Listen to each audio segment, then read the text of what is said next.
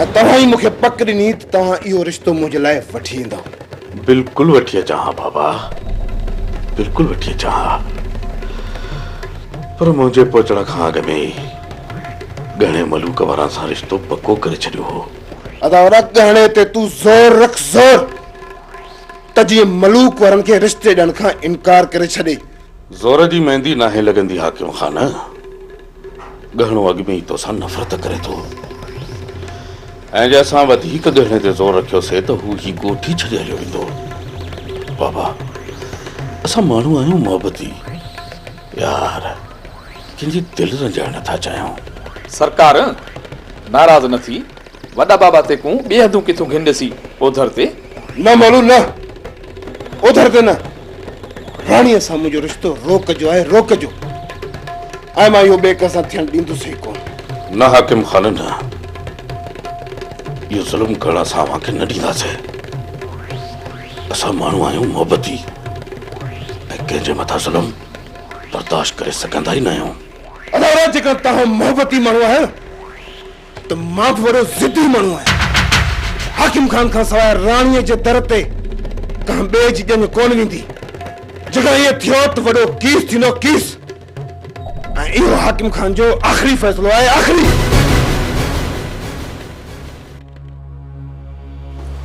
वॾा बाबा, ॻाल्हि ॻाटे खां चढ़ गई, कम ॾाढा ख़राब थी गया ओधर ते। मोलू, तूं वञी थधे दिमाग़ सां सम्झाईंसि ऐं चईंसि त अहिड़ो ग़लति कमु असां कॾहिं बि करण न ॾींदासीं। असां माण्हू आहियूं मोहबती, पंहिंजो हुजे या पराओ, कंहिंसां बि ज़ुल्म थियण न ॾींदासीं।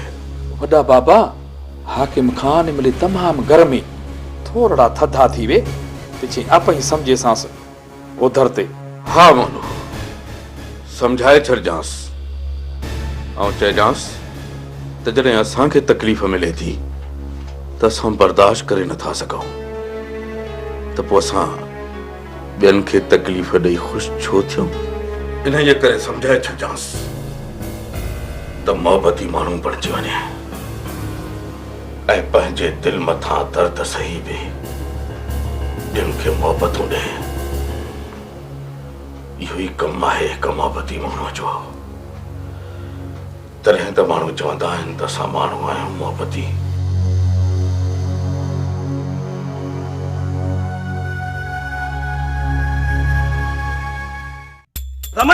रमत उतो दसो कन्या इनके बदी पो कुत को ध्यान ओबा अब आलाज वास्तो जी बेली मु मुर्शिद मेलो अबे तू वही ता बजस में जाई तो खबर ना है मैं केदो तो कुनी मानवा चाची हाने हुकुम कर इनके कई सजा दूं। खैर आ जेसर दे खैर हुजे अबा हे चवे छा थो। चाची चावदी चा चंदो हां से इन जो खली बोते पादन जे खोप का को नहीं दो ओ दी सिर्फ इंडियन जी इजाजत दियो जेके तवा जा रेल पैसा हन मुडे मेहमान दी तुसे अम्मा हाणे खणी वेचारे मां हथ कढो चवे तो ॾेई वेंदो न चाची न ए दिसन में मुस दो तई बाकी वडो थग तई इता वदी वियो तो वदी न मोतंदो। अरे अने लगे घणा दिया या घर में वारी दो सा अरे बाबा छजो हट के रोटी नी बजा बच्चा ता वाह अरे चाचा वाह एक दो त कमाई कोन बे सदाई कदी नुकसान वाजू गालियो। खैर आ जेसर दे खैर हुजे जे मोह खगो सजण हुजे हां त असा सुधरी न वणऊ हां। वो दी जे तवा जो मुते यकीन ना है भले कुरान शरीफ पे मुझे हथ रख करायो मां ता बिलियन में पैसा आने दी तुसे। अरे तग जी गाल दे तो बात आयो तो बस करे भी तो हंदा है न दंदो। खैर आ जेसर दे खैर हुजे अब बडी है छडेस जे कदे न दई वियो न त पाण हे गोले हथ कंदासेस।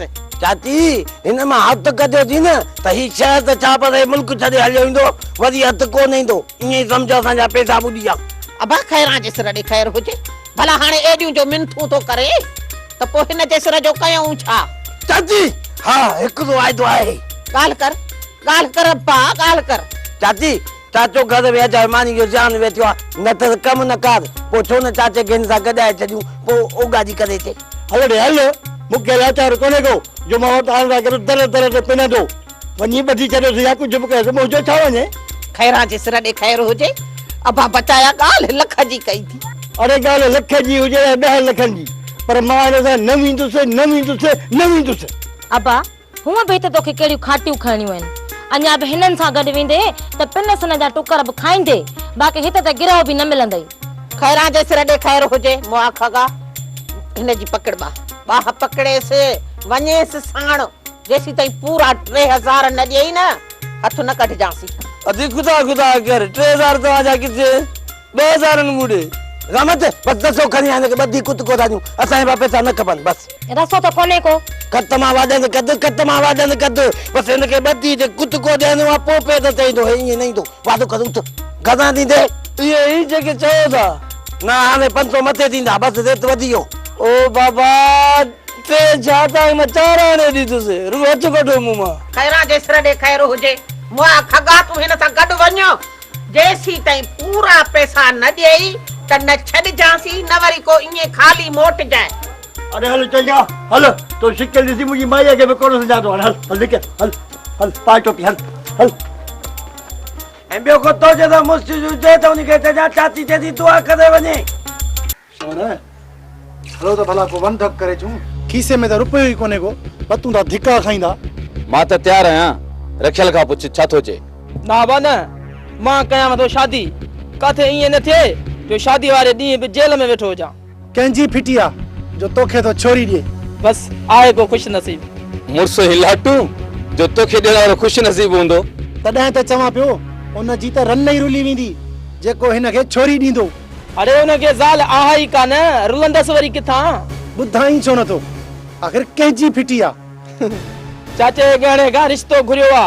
या इन छोरी जो त रसाकुम खां त चक्कर पियो हले। शमन ज़ुबान संभाले ॻाल्हा। ज़ुबान छा संभालिया? मां को कूड़ थोरी पियो न, या त सभिनी खे ख़बर आ। जेकॾहिं हिकु लफ़्ज़ बि वधीक ॻाल्हाए थई न त मूंखां बुरो को ॿियो कोन मिलंदी। छा कंदे रे तूं?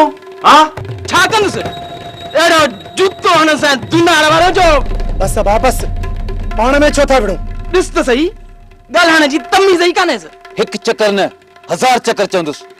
इन ही छोरी जो रेस सा मां जा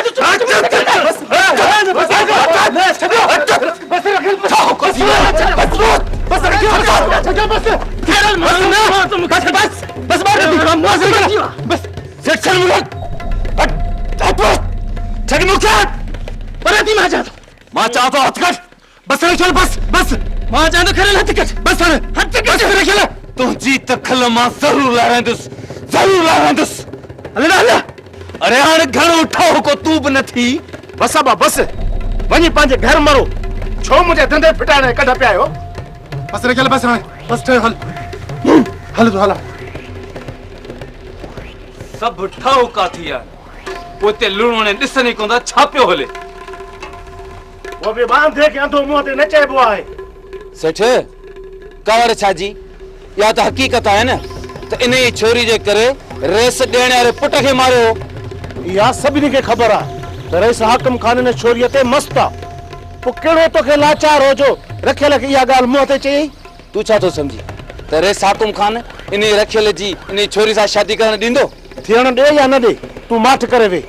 रईस ॼाणे, रईस जो कमु ॼाणे, रखियल तो तुंहिंजो दोस्त हो, तू उनजो ख्याल करे उनजे मुंहं ते इहा ॻाल्हि न करे। सेठ इन शादी जी ख़बर जॾहिं रेस खे पई पोइ मां तोखे ॿुधाईंदुसि त रखियल केतिरो गैरती आहे।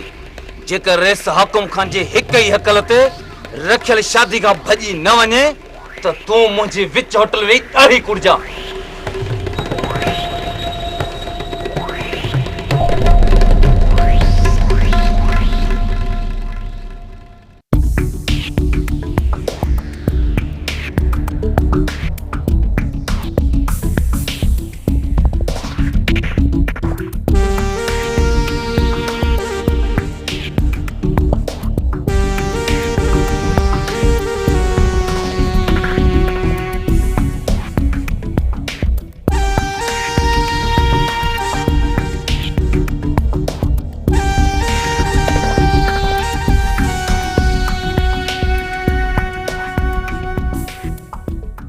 हाकिम बाबा केॾे निकिल पियो हे उधर ते? मनोज ॻाणे खे सबक सिखाइणो आहे त जीअं मलूक वारनि खे रिश्ते ॾियण खां इनकार करे छॾे। बाबा साईं जे इहे कम करे सो न कॾहिं बि तोसां को रिश्ता कोन ॾिसी उधर ते। मनोज ॻाणो राज़ी न थियो न त उनखे बि ख़त्म करे छॾींदुसि। बाबा साईं पिछे त छोरी ज़हर खां मर विसी पियो ऐं भिरा दे कातुलन कदम शादी कोन करेसी ओधर ते। हाँ हकम खाना मौलू सही तो चए। ॻहणे खे राज़ी करण जे लाइ ॿियो को तरीक़ो इस्तेमाल करणो पवंदो। बाबा साईं कुछ सोचो, जिथां बि मिट्री करींदीअ उथे नफ़रत दा बिज कोनी छटींदा ओधर ते। पोइ तुंहिंजी मर्ज़ी आहे त गहणे जे पेरनि ते किरी हथ ॿधी ऐं आज़ियूं न्याज़ियूं कयांसि त ऐं चाचा गहणा मूंखे पंहिंजी धीअ जो संग ॾे। जेकर अहिड़ियूं आज़ियूं न्याज़ियूं मञे हा न अदा वॾे खे रिश्ते ॾियण खां इनकार न करे हा मौलो। अदा वॾो हली वियो हो पर गहणे मिट्री करण खां जवाब ॾेई छॾियो। हाणे गहणो पादरनि खां सवाइ कोन मञींदो। सरकार ईं दा इलाज में कण हे पर तुसां थोला सोचो ओधर ते। त पोइ खणी पक त तो उनजो कहिड़ो इलाज आहे? बाबा साईं गहणे को ज़ोर रखण दी ज़रूरत मलूक हूंदे भिरा को मारूं पादर अपया किरसन पेरां ते ऐं उहे छोरी घिनण कणो इनकार करेसन ऐं तुसां लाइ वाट खुल पोसी ओधर ते। मौलो मौलो मां त तोखे बेवकूफ़ समझंदो हुअसि पर यार तूं त वॾी कुती शइ निकितो आहीं। बाबा साईं तुसां जो नीमक खांदे पैसे ओधर ते। त पोइ मोनू वञ मलूक ऐं हुनजे भाउ खे वठी अच मां ओताक ते हलायां थो।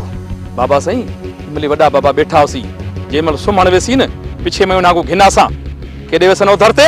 हकम खाना ईअं सही आहे। अहिड़े वक़्त ते उन्हनि खे घुरायूं जे केरु छॾाइण वारो बि न हुजनि। ठीकु आहे मौलो राति कीअं बि करे उन्हनि ॿिन्हिनि खे वठी अचिजां। हो तार ईअं कमु करणु छुटो इहो कमु में ते रखियल तुसां रुगो लकुण को तेल मारो ओधर ते। लखण वहण जी का ज़रूरत कोन पवंदी मौलो। हाकिम खान जी हिकु ई हकल सां ॿिन्ही जो हां छिजी पवंदो। हां सरकार लकुण बि पिया होवे ऐं हुई को तेल बि लॻल होवे कंहिं वक़्त बि कमु आ सघंदा ओधर ते।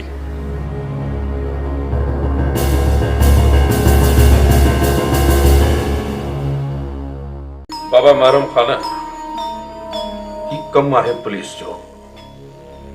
असां माण्हू आहियूं मोहबती यार इन्हनि फटनि ऐं फसादनि को असांखे परे रखो त बहितर आहे। दिलावर खान पुलिस जे आसरे मां पंहिंजे पुट जी ज़िंदगी दाव ते नथो लॻाए सघां। पर बाबा मां छा थो करे सघां? दिलावर खान असां तव्हांजो नालो ॿुधी आया आहियूं। असां इहो नथा चाहियूं त को तव्हां असांजो छोकिरो फ्रीअ में मोटायो। जेका बि उन्हनि पैसनि जी घुर कई असां उहे ॾियण लाइ तयारु आहियूं। बसि मुंहिंजे पुट जे ज़िंदगीअ जो सुवालु आहे। मारूम खाना असां हिकु मासूम जी ज़िंदगी बचाइण लाइ पंहिंजी भरपूर कोशिशि कंदासीं पर मां जांच त कई हूंदी त हिन वारदात में कंहिंजा हथ थी सघनि था। असांजो शक ॿिनि माण्हुनि मथां आहे। कहिड़ा कम वक़्तु आहिनि उहे? हिकु खानू ऐं ॿियो रुस्तम। बाबा असां कोशिशि करे था ॾिसूं जी ख़बर पई तव्हांखे इतला कंदासीं। दिलावर खान जेकॾहिं तव्हां दिलि सां कोशिशि कंदो तव्हां खां को बि कमु ॻुझो न आहे। बाबा असां माण्हू आहियूं मोहबती तव्हां बेफ़िक्र थी हलिया वञो। जे अव्हांजो छोकिरो उन ॿिन्ही धुरनि मां कंहिं बि हिकु वटि आहे त असां उनखे मोटाइण लाइ पंहिंजी भरपूर कोशिशि कंदासीं। महिरबानी दिलावर खान महिरबानी।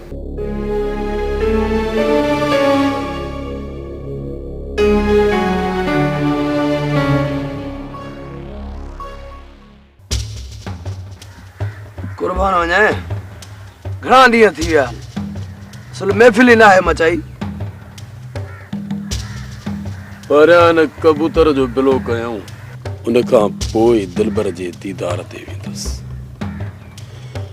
दीदार नसीब थींदो त महफ़िल बि मचंदी ऐं उन जो रंग बि चढ़ंदो। बाक़ी यार बग़ैर दीदार जे महफ़िल कहिड़ी। कबूतर खे कढण लाइ चए थो संदसि पीउ न्यापो बि न कयूं। तव्हां न्यापो कयोसि जेतिरी रक़म तव्हां घुरंदव मुंहिंजो पीउ तव्हांखे ॾींदो। घणो ई हराम जो गॾु कयो अथसि कोई छो न ॾींदो। कुर्बान वञे तॾहिं त चवंदा आहिनि त सखी ऐं शूम जो 12 महीने हिसाब साॻियो हूंदो आहे। जेकॾहिं मोकियो हुजे न तॾहिं बि सही हो पर सेठ महरम त वॾो मरवान माण्हू अथई। हाल उन खां 12 महीना न पर 12 सालनि जो हिसाब बराबरि करणो आहे। 12 सालनि जो ऐं पोइ उनखे ॿुधाइणो आहे त खानू खर दिमाग़ जहिड़ा माण्हू अञा हिन धरतीअ ते पिया आहिनि। छुरी हणंदोसि न तॾहिं बि रत जो फोड़ो बि न वहंदुसि। हाणे उन्हनि जे जिस्म मां समूरी रत निपोड़े ॿाहिरि कढी फिटो कंदुसि जेका उन ग़रीब ऐं अबोझ मिसकिन जी चूसी आहे। फल कानून जा किताब उनखे ॾोह लिखनि, पर अहिड़ा ॾोह खानू खर दिमाग़ बार बार कंदो रहंदो। अहिड़नि हराम खोरनि जा पेट पाड़े उन जे जिस्म मां हराम जी कमाई ॿाहिरि न कढां त मुंहिंजो नालो बि खानू खर दिमाग़ न आहे खानू खर दिमाग़। कुर्बान वञे अहिड़ा हराम खोर अणखुट अथई, कंहिं कंहिंखे कोई कंहिं कंहिंखे कोन्हे। जेसिताईं हिन सिरीअ में साह आहे अहिड़नि हराम खोरनि जूं खलूं लाहींदो रहंदुसि। सेठ महरम खां पोइ जांच कर अकबर त ॿिए नंबर ते कहिड़ो माण्हू आहे जंहिंजी ॻिची में विझी फाहो ऐं उनखे केले अची हिते खणी अचूं ऐं ॾेखारियो उनखे खानू खर दिमाग़ जी दुनिया। अहिड़ा हराम खोर खोड़ आहिनि खानू। पहिरियां हिन हिकिड़े जो हिसाब किताब सिधो करे वठूं, पोइ अची ॿिए हराम खोर जो नालो अची ॿुधाईंदोमांइ। हा अकबर हा, असां बि पए लुंटियूं लताड़ियूं आहिनि, पर अॼु खां पोइ हर उन कारीगर जी फड़ कुचलींदासीं जंहिं ग़रीब अबोझ माण्हुनि खे पए ॾंगियो आहे। हर उन कमीने इंसान खे बख़्श नाहे करणो जेको ग़रीबनि जे माल जे मथां देरो जमाई वेठो आहे। देरो उनखे बख़्श कॾहिं बि नाहे करणो अकबर, कॾहिं बि नाहे करणो। हा इहो खानू खर दिमाग़ जो तोसां वाइदो आहे।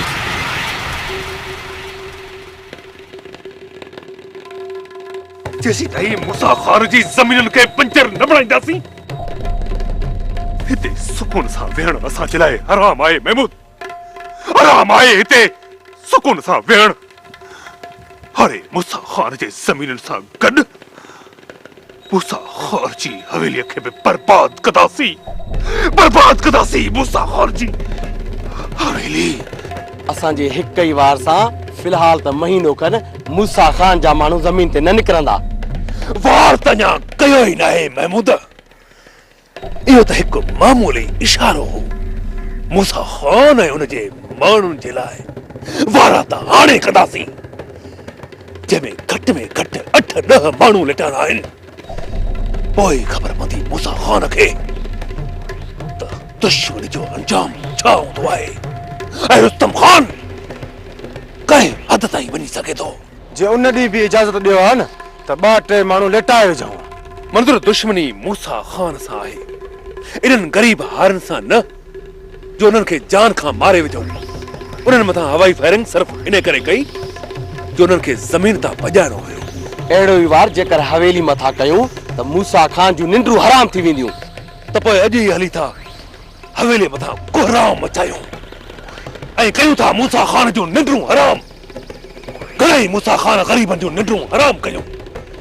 जॾहिं मूसा खान जूं पंहिंजूं निंड्रूं हराम थींदियूं तॾहिं उनखे ख़बर पवंदी त ग़रीबनि मथां ज़ुल्म करण जो अंजाम छा हूंदो आहे। रुस्तम खान हिन वक़्तु मूसा खान जो सॼो हथु मुजीब आहे। जेकॾहिं असीं उनखे लेटायोसीं त मूसा खान कमज़ोर थी वेंदो। मूसा खान जो केरु साॼो हथु आहे ऐं केरु खाॿो आहे उनजी रुस्तम खान खे का बि परवाह न आहे। मूसा खान खे मंडो त मां करे चुको आहियां। हाणे मूसा खान जो ॿई बाहूं भञी उनखे लूलो लंगड़ो कंदुसि। इन कम लाइ मां तुंहिंजो पूरो साथ ॾींदुसि रुस्तम खान, पूरो साथ। पहिरियां त मूं अञा बि सब्र पे कयो, पर मूसा खान दुश्मनी जूं सभु हदूं पार करे चुको। मूसा खान जी दुश्मनी मूसा हुई, मूसा, पर मुंहिंजे एवज़ हुन मुंहिंजे बेगुनाह पीउ खे क़त्ल कयो। मिल्कियत ख़ातिर हुन पंहिंजे भाउ मिठल खान सां गॾु मुंहिंजी मासूम भेण जो खून वहायो। मूसा खान मुंहिंजी सोच खां बि वधीक कमिणो निकितो ऐं हाणे मां मूसा खान जी सोच खां बि वधीक हुनखे सज़ा ॾींदुसि। हिकु अहिड़ी सज़ा मूसा खान खे ॾींदुसि जो वरी हिन धरती ते जॾहिं को मूसा खान पैदा थींदो त 1000 चकर सोचींदो, 1000 वरी वक्त जो रुस्तम ख़्वान त पैदा कोन थींदो।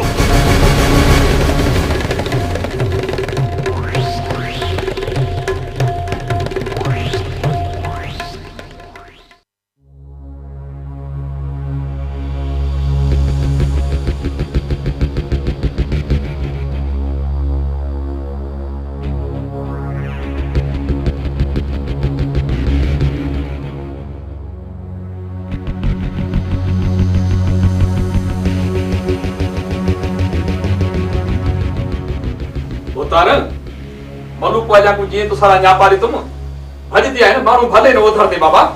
बाबा बादशाही जो खैर पर तुझो खैर ना है मलूका। छो बाबा मुखा का गलती थी वही छा। अरे दे तो कह जी इजाजत सा गणे सा मिट्री कया। चाचो गहणो ही असा पान में राजी आयूं ऐं तव्हां विच में।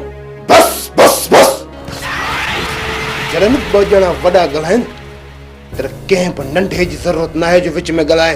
सरकार मञूं था त तव्हां के न बुधाए सा तमाम वडी गलती कई सी पर हाणे त सजे गोठ में सड हली चुको है ए घर में सहरा भी हली रहा है।